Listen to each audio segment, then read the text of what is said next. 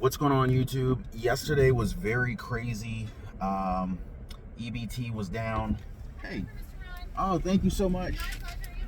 You too. Sorry, guys. Just stopped by Chick-fil-A here. Yesterday was crazy. My email address was blowing up. A lot of people were responding to my previous video. We talked about this whole EBT shutdown. The SNAP benefits were shut down for at least the weekend. And I'm still getting emails today saying that their SNAP benefits are not working, EBT's down. And we've been talking about the whole cash situation here in the United States, U.S. economy, economic collapse imminent, according to certain economists, banks shutting down retail locations. But the biggest thing yesterday with this whole EBT situation, a lot of people were panicked, especially parents who, tried to go shopping over the weekend. They filled up their grocery carts in Walmart, Costco, Sam's Club, you name it, Publix, Aldi's, and they got to the cashier, they got to the register, and they were not able to check out. Now, this creates a huge problem. Number one, if this happened to me, my heart would sink in my chest. I'll just be honest with you guys right now. But this shed a lot of light on a number of different subjects, a number of different topics. So, for those who had credit cards, for those grocery store shoppers, Walmart, Publix, whatever, who had a credit card on them with room left on their credit card, like an available credit limit.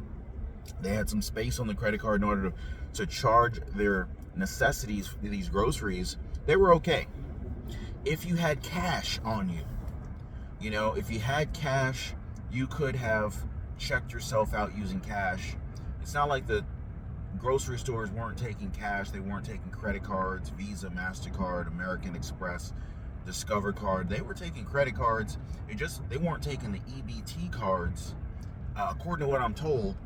And they were not taking, SNAP benefits, food stamps, yada, yada, yada. I'm not really sure how that works, but this is what I'm told through the emails. Now, yesterday, this morning, this whole weekend, so many people were reaching out to me because, number one, they got really concerned about where is this going. This opened their eyes to what the government is doing, or what the government is rolling out and implementing here in the United States and going forward. And it shed light on a lot of problems and a lot of vulnerabilities going forward, I should say. We were talking about CBDCs, which are central bank digital currencies, and how the government is moving away from cash. They're moving toward credit cards, methods of payment, not really credit cards, but they're moving toward digital currency. But really, credit cards are kind of like digital currency, because what is currency? Currency is nothing more than a store of value. Currency could be gold. If gold was the acceptable form of current currency that you could transact with on a fairly easy basis, it could be considered currency. And when I say cash, I'm talking about euros. We could be talking about US dollars. We could be talking about yen, the yuan, ruble, peso, you name it.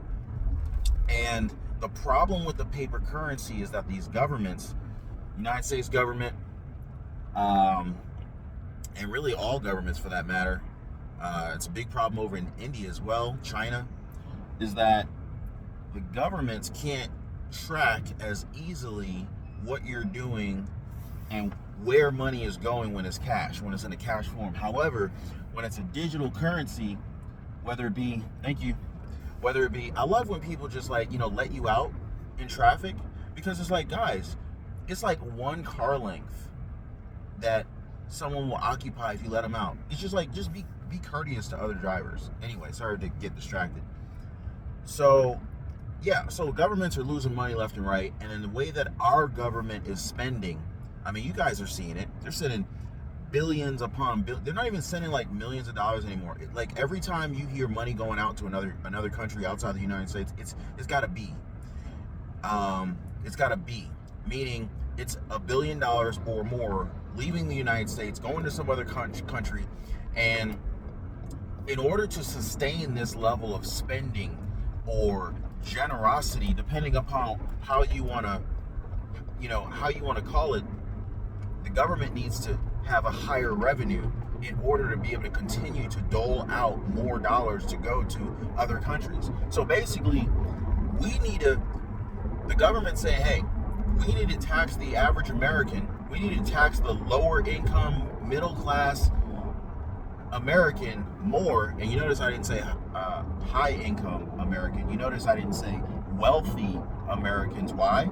Because the wealthy Americans, they have the money, they have the cash, they have the passive income, they have the residual income to afford to hire the best accountants.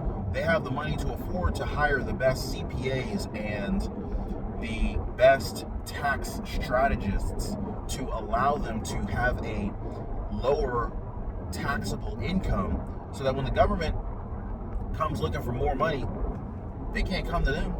Wealthy people, they're going to hire their big shot tax strategists, tax accountants, CPAs, teams of them, because it's worth paying.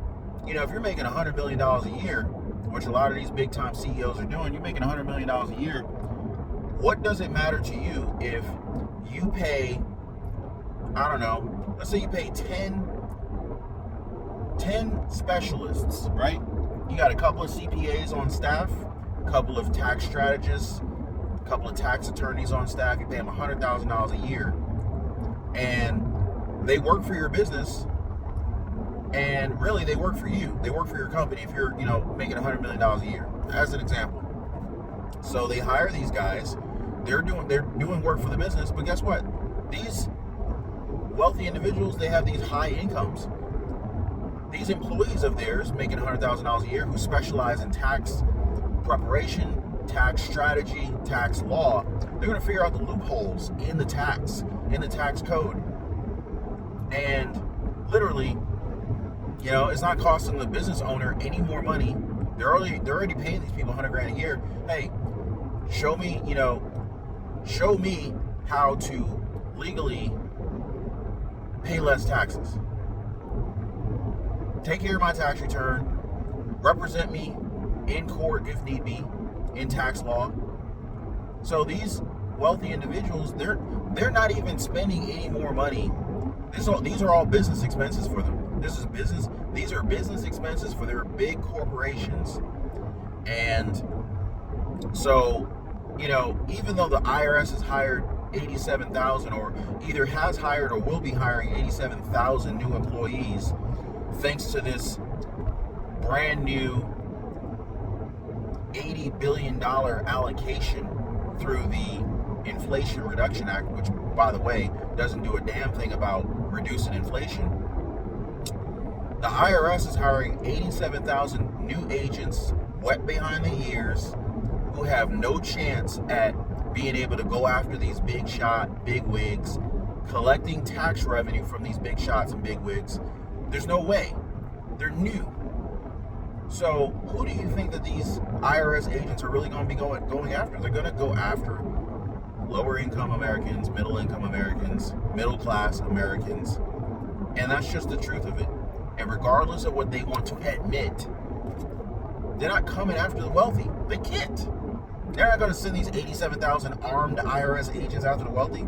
And so, going back to what we were talking about earlier, the whole EBT shutdown problem, the whole SNAP benefits, food stamp benefits being shut down really shed a lot of light onto the subject of the central bank digital currencies that I've been talking about in previous videos. You guys need to check it out if you haven't already. It shows just how easy the government, whether it's a cyber attack, whether it's a system outage, network outage, EMP, whatever the case is, for why the network was down or why the transaction didn't get approved, for EBT, SNAP, and food stamp benefits.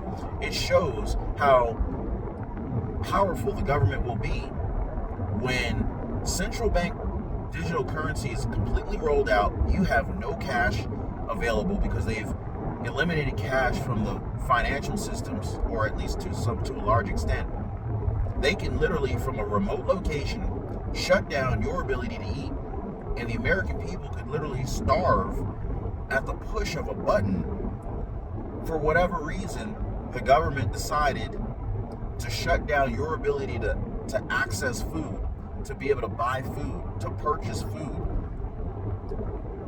So what could trigger something like that? What could trigger the government to want to, or be able to, press a button and prevent you from being able to purchase food? Well, anything really. I mean, what could trigger an IRS audit? Anything really. You could be following all of the rules, have a very simple tax return, and still potentially be audited. So just like accidents happen, just like intentional things happen, just like planned things happen, this can happen as well. So, I think the best way to be prepared is to have multiple forms of currencies, multiple streams of income, not just a regular 9-to-5 job. You need to have multiple forms of income, because if something happens, if something interrupts that flow of income, you're screwed. You're screwed. So, you guys got to be aware of what's happening. And this is why I'm like, hey, I'm not saying, keep a whole lot of cash on you, but you should have some cash. Got to have some cash. You can't rely 100% on credit cards. You can't rely 100%. You can't rely on gold either, 100%. I mean, I think gold is probably a good idea to have, but let's be honest. Where are you going to go all right, so let's just say you have gold in your hand, you have gold at your house. Okay, your EBT debit card wasn't being accepted, your credit card, your SNAP card wasn't being accepted. Are you going to go into Walmart and attempt to cover your groceries with a bar of gold? I mean, first of all, if you guys watched Kevin's channel the other day, he encountered a cashier who didn't even know the face value. He didn't even know the values of individual coins like pennies, nickels, dimes, quarters. He had these coins. I don't know if you guys saw this video of Kevin's. He had these coins taped to his cash register with, maybe a Sharpie or some kind of numerical value written, which were, above or below the coin, to remind him of the value of each of the coins, because the coins are not like dollars. And this is a young kid. So this young kid didn't have a whole lot of experience working with metal coins. Change. Most people use credit cards and dollars nowadays. So, well, actually really mainly credit cards, I should say. So whenever someone used dollars and change was to be provided, he didn't even know how much change to provide in terms of the coins. He was able to do simple math and figure out, okay, how much dollars to give back in the form of change. But the coin part was confusing to him. So can you imagine someone who's struggling to just remember what the values of coins are? Can you imagine handing that person some gold and attempting to convince them that, hey, this gold is more than enough to cover my groceries? Good luck with that one. Good luck with doing that with silver, So it kind of almost begs to, it questions the argument and the validity of what would happen if you needed to,